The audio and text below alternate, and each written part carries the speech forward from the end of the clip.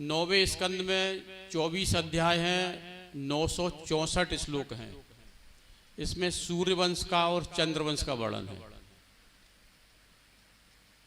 1 से लेकर 12 अध्याय तक सूर्यवंश का वर्णन है। 13वें अध्याय में 13वें अध्याय में किसका वर्णन है महाराज पता नहीं। 14 से लेकर जो है 24 तक 11 अध्याय में चंद्रवंश का वर्णन। 13वें अध्याय में निमि वंश का वर्णन है। हम आपको ये प्रश्न किया है परीक्षित ने कि महाराज सूर्यवंश का वर्णन हमको सुनाइए, तो संक्षेप में हम सुनाते हैं आपको, बाकी तो बहुत समय लगेगा। बड़ा ध्यान से सुनिए, ये अगर आप सुनेंगे भी, ये अंदर जाएगा तो इससे भी बहुत कल्याण होता है सूर्यवंश और चंद्रवंश के सुनने से।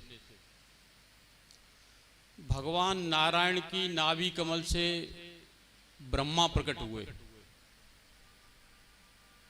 और ब्रह्मा के मन से मरीचि प्रकट हुए।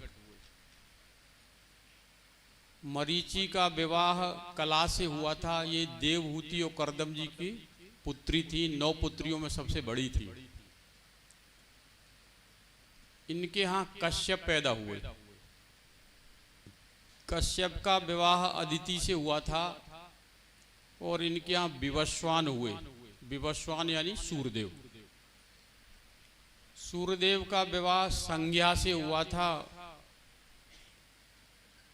और इनके यहाँ जो है श्राद्ध देव पैदा हुए, जो वैवस्वत मनु कहलाए। श्राद्ध देव का विवाह श्रद्धा से हुआ था। इनके यहाँ 10 पुत्र हुए। 10 इक्ष्वाकु, नृग, सर्याति, दिष्ट, धृष्ट, करुष, नरस्यंत, प्रसद्र, नवग, कवि, 10 पुत्र हुए। ये इक्ष्वाकु के 100 पुत्र हुए। उनमें 3 प्रमुख हैं, विकुक्षी, निमि और दंडक। तो ये दूसरे पुत्र हैं निमि, इन्हीं का 13वें अध्याय में वर्णन है। विकुक्षी के पुत्र हुए पुरंजय। पुरंजय के पुत्र हुए अनैना। अनैना के पुत्र हुए प्रथु। प्रथु के पुत्र हुए विश्वरंद। विश्वरंद के पुत्र हुए चंद्र। चंद्र के पुत्र हुए चंद्रोनाश। चंद्रोनाश के पुत्र हुए सावस्त। सावस्त के पुत्र हुए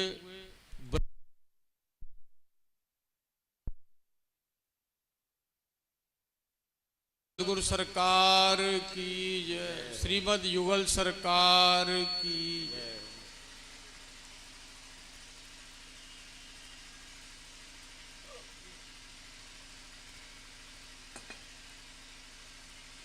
चंद्रोनाश के पुत्र हुए सावस्त। सावस्त के पुत्र हुए बृहदस्सु। बृहदस्सु के पुत्र हुए कुवलयानासु और इनके पुत्र हुए दृढ़ासु। दृढ़ासु के पुत्र हुए हरिस्सु।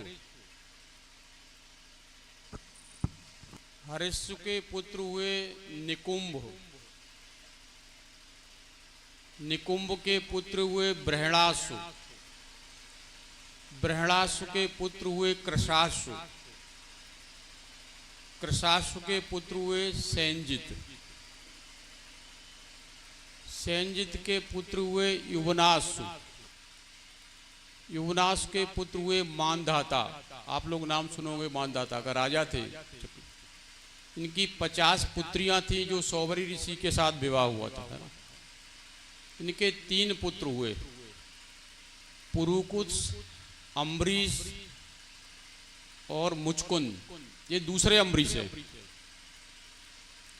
पुरुकुत्स का विवाह नागकन्या से हुआ था। इनके पुत्र हुए त्रसदस्सु।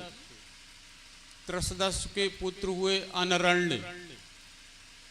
अनरण्य के पुत्र हुए हर्यस्सु। हर्यस्सु के पुत्र हुए अरुण। अरुण के पुत्र हुए त्रिबंधन, त्रिबंधन के पुत्र हुए सत्यव्रत, जिनको त्रिशंकु भी कहा गया।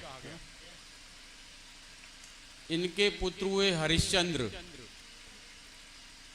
हरिश्चंद्र के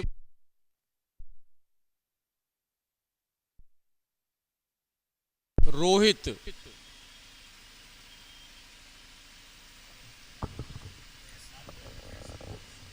राधे राधे। हरिश्चंद्र के पुत्र हुए रोहित, रोहित के पुत्र हुए हड़ित,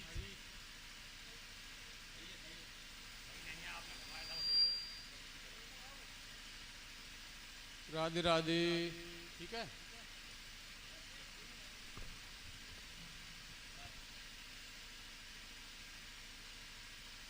हरिश्चंद्र के पुत्र हुए रोहित, रोहित के पुत्र हुए हड़ित,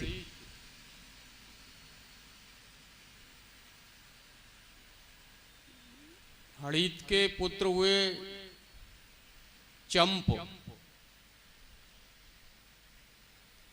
चंप के पुत्र हुए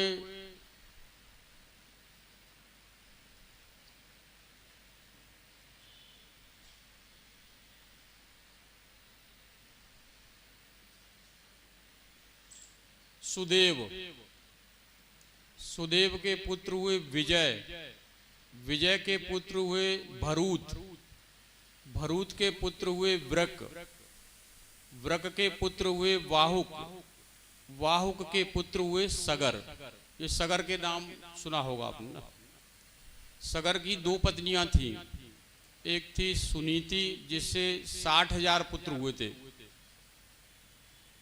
दूसरी पत्नी थी केससी जिससे असमंजस हुए थे। असमंजस के अंशुमान हुए, अंशुमान के दिलीप हुए, दिलीप के भगीरथ हुए, भगीरथ के श्रुत हुए, श्रुत के नाभ हुए, नाभ के सिंधुदीप हुए, सिंधुदीप के अतायुत हुए, अतायुत के ऋतुपर्ण हुए, ऋतुपर्ण के सर्वकाम हुए, सर्वकाम के सुदास हुए, सुदास के सौदास हुए, सौदास के अस्मक हुए, अस्मक के मूलक हुए, मूलक के दशरथ हुए, दशरथ के एडविड हुए, एडविड के विश्वसह हुए, विश्वसह के खटवांग हुए, जिनको एक मुहूर्त में भगवत प्राप्ति हो गई थी, है ना। खटवांग के दीर्घवायु दिलीप हुए, दिलीप के रघु हुए, रघु के अज हुए और अज के पुनः दशरथ हुए। इन दशरथ की वाल्मीकि रामायण में लिखा है कि 300 रानियां थी, लेकिन भागवत में 3 रानियों का लिखा है, कौशल्या, सुमित्रा और केकई। केकई के पुत्र थे भरत, इनका विवाह मांडवी से हुआ। इनके यहाँ 2 पुत्र हुए, तच्छ और पुष्कल। सुमित्रा के 2 पुत्र हुए, शत्रुघ्न और लक्ष्मण। लक्ष्मण का विवाह उर्मिला से हुआ और इनके यहाँ भी 2 पुत्र हुए, अंगद और चित्रकेतु। शत्रुघ्न का विवाह श्रुतकीर्ति से हुआ, श्रुतकीर्ति। इनके यहाँ भी 2 पुत्र हुए, सुबाहु और सूरसेन। भगवान कौशल्या से राम प्रकट हुए, इनका विवाह माँ सीता से हुआ और इनके भी 2 पुत्र हुए, कुश और लव। कुश की 27वीं पीढ़ी में बृहदबल हुए, राजा बृहदबल। इन्होंने महाभारत में कौरवों के साथ युद्ध किया था, कौरवों के साथ मिलकर पांडवों से युद्ध किया था और अभिमन्यु ने इनको मारा था। बृहदबल की 30वीं पीढ़ी में सौमित्र हुए, ये कुश वंश के अंतिम शासक थे। ये मैंने सूर्यवंश आपको पूरा सुना दिया। अब चलते हैं चंद्रवंश में। वंशावली सुना पाऊंगा, समय कम है, 5 स्कंदों का सार सुनाना है? भगवान नारायण की नाभि कमल से ब्रह्मा प्रकट हुए, ब्रह्मा के नेत्रों से अत्रि प्रकट हुए, अत्रि का विवाह अनुसुईया से हुआ और इनके यहाँ 3 पुत्र हुए, दत्तात्रेय, दुर्वासा और चंद्रमा। दत्तात्रेय भगवान विष्णु के अंश से हुए थे और ये भगवान के अवतार, 6वें अवतार। दुर्वासा शंकर जी के अंश से थे, चंद्रमा जो है ब्रह्मा जी के अंश से थे ना। अब चंद्रमा के तारा से जो है बुध हुए, बुध का विवाह इला से हुआ और इनके यहाँ पुरूरवा हुए। पुरूरवा इतने सुंदर थे कि नारद जी ने इंद्र की सभा में जाके प्रशंसा कर दी सुंदरता की, तो उर्वशी ने आके शादी कर ली। तो उर्वशी से 6 पुत्र हुए,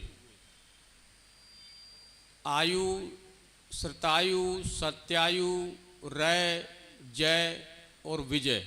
विजय सबसे छोटे थे। इनकी चौथी पीढ़ी में, विजय की चौथी पीढ़ी में जनु हुए ऋषि। ये गंगा जी को अंजलि में भरकर पी गए थे वो। और जनु की चौथी पीढ़ी में कुश हुए, कुश के कुशाम्ब हुए, कुशाम्ब के गादी हुए, गादी के 2 संतान थी, एक विश्वामित्र और एक सत्यवती। सत्यवती का विवाह ऋचिक ऋषि से हुआ था। ये भृगुवंशी च्यवन ऋषि के पौत्र थे, पुत्र नहीं पौत्र थे। इनके यहाँ जमदाग्नि हुए, जमदाग्नि का विवाह रेणुका से हुआ, ये रेणुक ऋषि की पुत्री थी। और इनके यहाँ 100 पुत्र हुए। सबसे छोटे थे परशुराम, ये भगवान के 14वें अवतार हैं परशुराम जी महाराज, है ना। अब आइए आयु, जो सबसे बड़े थे, उनके 5 पुत्र हुए। कम समय में वंशावली ही सुनाई जा सकती है। नहुस, छत्रव्रत, रज, रंभ और अनेना। नहुस के भी 6 पुत्र हुए, याति, ययाति, आयति, संयति, वियति और कृति। ययाति की 2 पत्नियां थीं, एक देवयानी जो शुक्राचार्य की पुत्री थी, इनके 2 पुत्र हुए, यदु और तुर्वसु। दूसरी पत्नी थी शर्मिष्ठा, ये वृषपर्वा राजा थे राक्षस, उनकी पुत्री थी। इनसे 3 पुत्र हुए, द्रुहु, अनु और पुरु। पुरु के पुत्र थे जन्मेजय, जन्मेजय के पुत्र थे, ये मैं सुना चुका हूँ शायद, है ना, तो इसको रहने दें क्या है?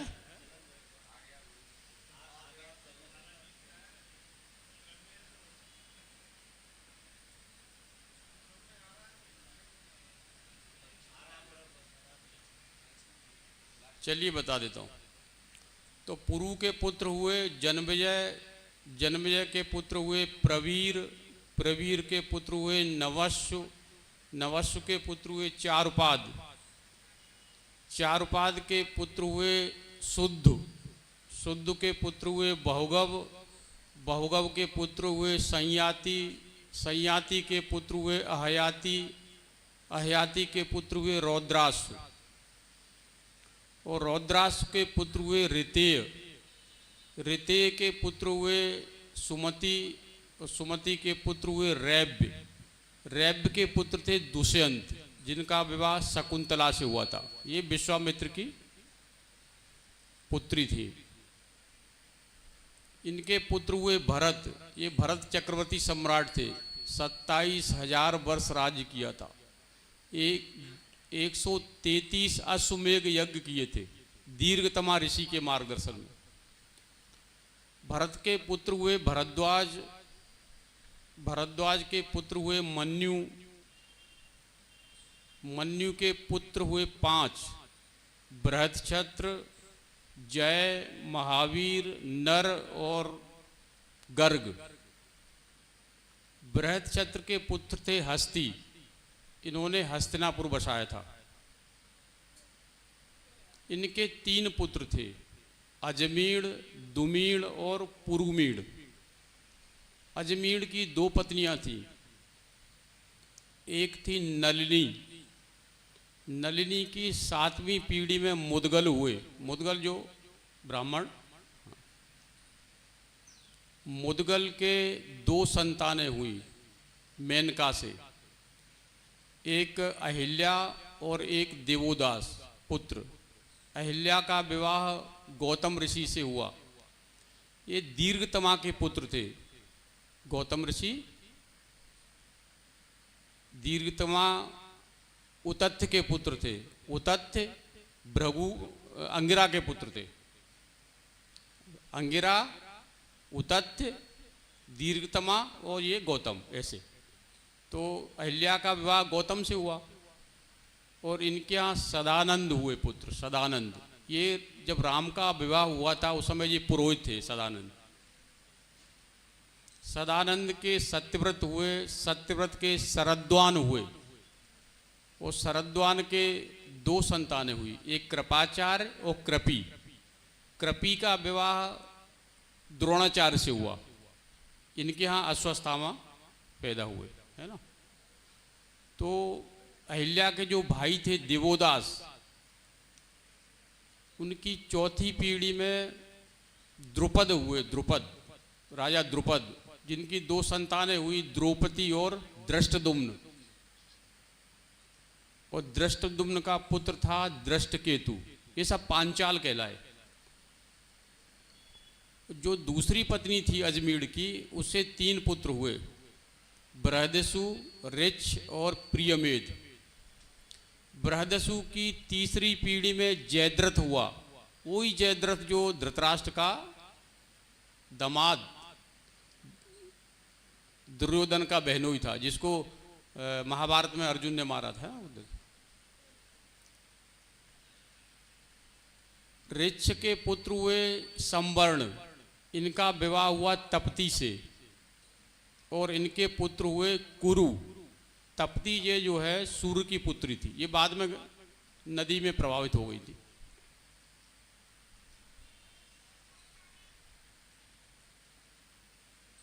कुरु के जो है 4 पुत्र हुए, जिनमें 2 प्रमुख थे, सुधर्मा और जनु। सुधर्मा की 4थी पीढ़ी में उपरिचरवश हुए, राजा उपरिचरवश। इनके यहाँ बृहद्रथ हुए। बृहद्र का पुत्र था जरासंध। जरासंध का पुत्र था सहदेव और सहदेव की 21वीं पीढ़ी में रिपुंजय हुए। ये रिपुंजय इस पीढ़ी के अंतिम शासक थे, जरासंध की पीढ़ी के अंतिम शासक थे। अब जनु के पुत्र हुए श्रुत,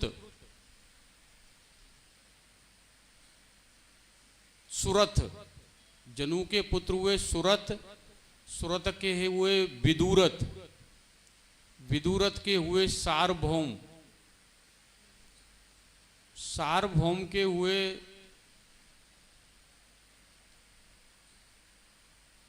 जयसेन, जयसेन के हुए राधिका, राधिका के हुए अयुत, अयुत के हुए क्रोधन, क्रोधन को हुए देवादित्य और देवादित्य के हुए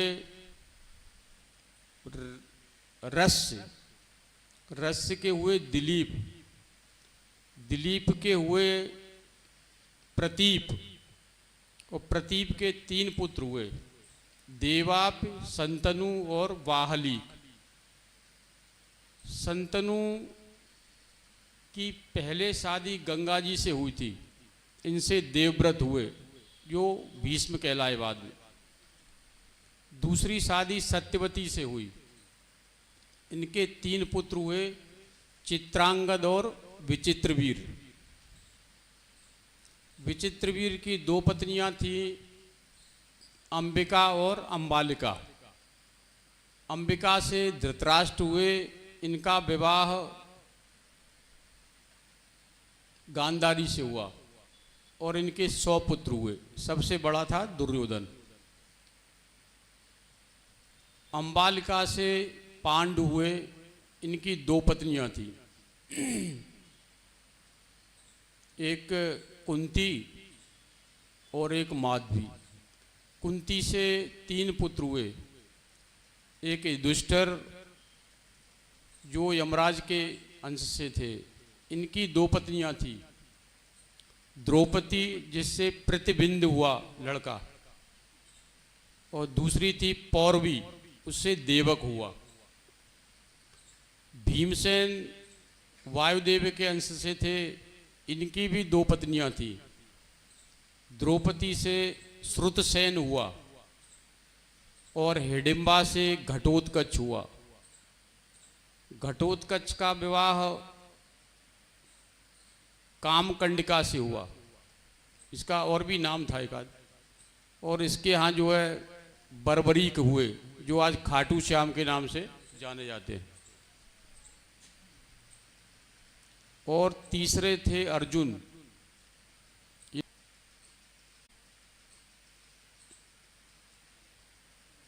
उसके बाद जो माधवी सी, उसके 2 पुत्र थे, नकुल और सहदेव। ये जो है नकुल के भी 2 पत्नियां थी, एक द्रौपदी से शतानीक हुआ पुत्र और करेणमती से निर्मित्र हुआ। सहदेव की भी 2 पत्नियां थी, द्रौपदी से श्रुतकर्मा हुआ और विजया से सहदेव हुआ, विजया से सुहोत्र हुआ। एक भजन हो जाए, उसके बाद फिर मैं यदुवंश को भी सुना दूंगा, थोड़ा सा हल्का हो लीजिएगा।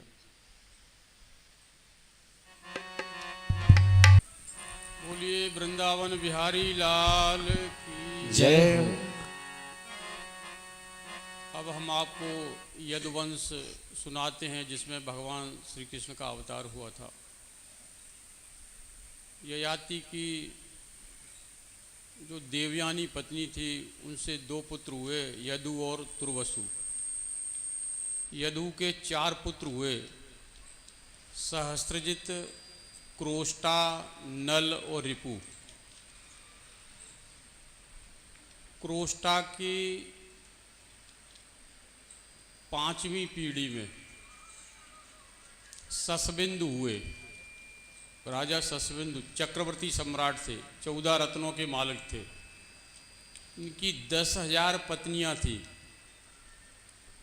और एक एक पत्नी से 1-1 लाख पुत्र थे, यानी 100 करोड़, यानी 1 अरब संतान थी। भागवत में लिखा है, मानना पड़ेगा, वेदव्यास ने लिखा है, भागवत भगवान ने लिखा है। ससबिंदु की 5वीं पीढ़ी में ज्यामग हुए। ज्यामग का विवाह सेव्या से हुआ। ये पत्नी भक्त थे, क्योंकि कोई संतान नहीं थी। एक बार युद्ध करने गए एक राजा के यहाँ, तो राजा को हरा दिया। उसकी बेटी थी भोज्या, उसको बिठाल के अपने पास में ला रहे थे। तो जैसे ही महल में आए, तो उसकी ज्यामक की पत्नी ने कहा कि ये मेरी जगह किसको बिठाल रखा है। तो इतना डरते थे वो अपनी पत्नी से कि ये अपनी पुत्र वधू है। उसने कहा जब पुत्र ही नहीं, जब पुत्र वधू होगी कहाँ से? बोला पुत्र होगा आगे। तो देवता प्रसन्न हो गए और देवताओं ने उनको एक पुत्र दिया,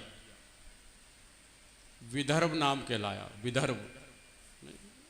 तो विदर्भ का विवाह भोज्या से हुआ और इनके यहाँ जो है 3 पुत्र हुए, कुश, कृत और रोमपाद। रोमपाद की 4थी पीढ़ी में चेद हुआ, राजा चेद, जिसने चेद वंश इनका पुत्र हुआ दमघोष चेद का, जिसका विवाह श्री कृष्ण की बुआ श्रुतकीर्ति से हुआ था, और इसका पुत्र हुआ शिशुपाल, है ना। दमघोष का पुत्र शिशुपाल। कृत के 20वीं पीढ़ी में कुश, कृत और रोमपाद, ये बताया ना। तो जो कृत थे इनकी 20वीं पीढ़ी में सात्वत हुए, राजा सात्वत। इनके 7 पुत्र हुए। भजमान, भज, दिव्य, वृष्णि, देवव्रत, अंधक और महाभोज। अंधक के 10वीं पीढ़ी में आहुक हुए। आहुक के 2 पुत्र थे, एक देवक और उग्रसेन। देवक के 5 पुत्र थे, 7 पुत्रियां थी। सबसे छोटी पुत्री का नाम था देवकी। अब आप समझ में आ गए ना। तो और उग्रसेन के 9 पुत्र थे, सबसे बड़ा था कंस।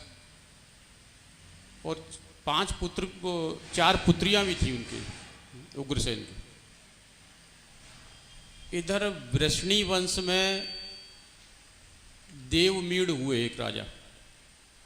देवमीड़ के पुत्र थे सूरसेन। सूरसेन का विवाह मारिसा से हुआ, और इनके यहाँ 10 पुत्र हुए। सबसे बड़े थे वसुदेव। वसुदेव की कई पत्नियां थी।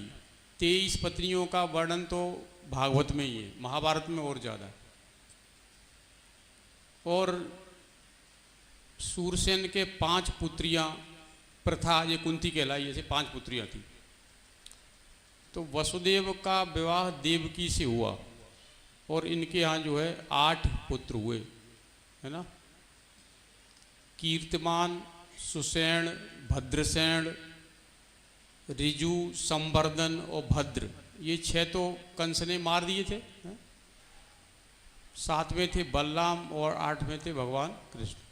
बोलिए श्री कृष्ण भगवान की। ये मैंने आपको वंश परंपरा पूरी भगवान कृष्ण की बता दी। 9वां स्कंद यहाँ संपन्न होता है।